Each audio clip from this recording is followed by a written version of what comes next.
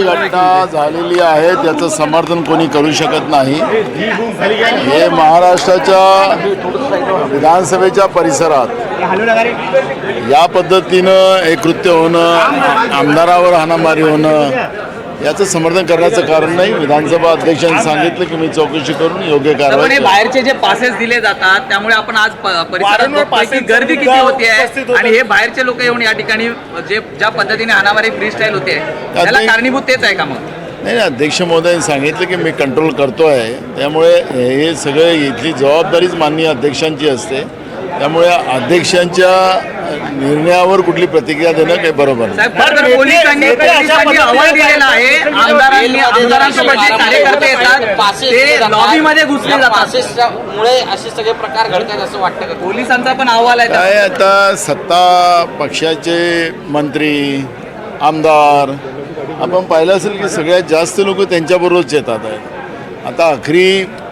सत्ता पक्षाने ज्या पद्धती इथं गर्दी जमा करून ठेवलेली आहे त्याचे जे परिणाम आहेत, पण हे इथलं जी घटना झाली त्याचं समर्थन मी करणार नाही साहेब, खरं तर प्रश्न हा आहे की ज्या पद्धतीने आपले म्हणजे आमदार असतील नियम मोडतात, लॉबीपर्यंत कार्यकर्त्यांना नेले जातात आणि फोटो सेशन केलं जातं असा अहवाल पोलिसांनी दिलेला आहे। बरोबर आहे, हे काही बरोबर नाही। मी मगाशी सांगितलं की हे बरोबर नाही। लॉबीमध्ये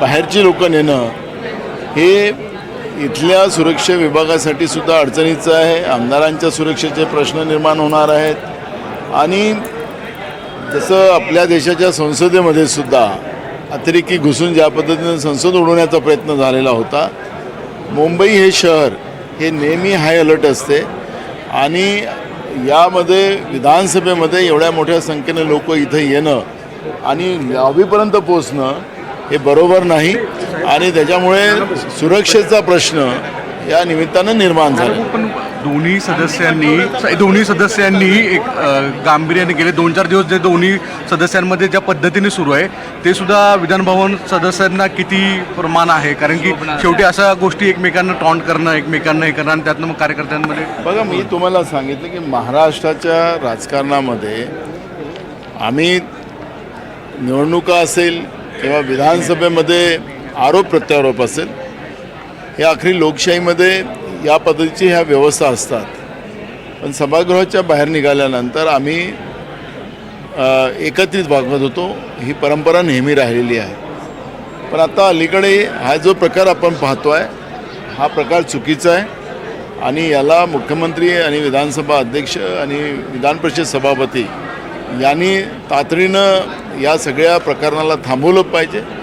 जी महाराष्ट्राची प्रथा आणि परंपरा जी आहे आणि उज्ज्वल परंपरा राहिलेली आहे, या परंपरेला ज्या पद्धतीनं छेद दिला जातो असेल ती गंभीर बाब आहे। मी सुद्धा विधानसभा अध्यक्ष होतो आणि मला या सगळ्या गोष्टीची माहिती आहे, पण या पद्धतीचं ही सगळी घटना झाली, याला जो कोणी दोषी असेल तातडीनं अध्यक्षांनी आणि सभापतींनी कारवाई केली पाहिजे आणि हे पुढच्या काळात हा प्रकार घडू नये याची काळजी घेतली पाहिजे। आमदारांचा आग्रह असतो कारण की बरेच जणांना आतमध्ये घेऊन कुठलाही आग्रह असेल, आखरी सुरक्षा या महत्त्वाचा आहे, सुरक्षा ही महत्त्वाची आहे।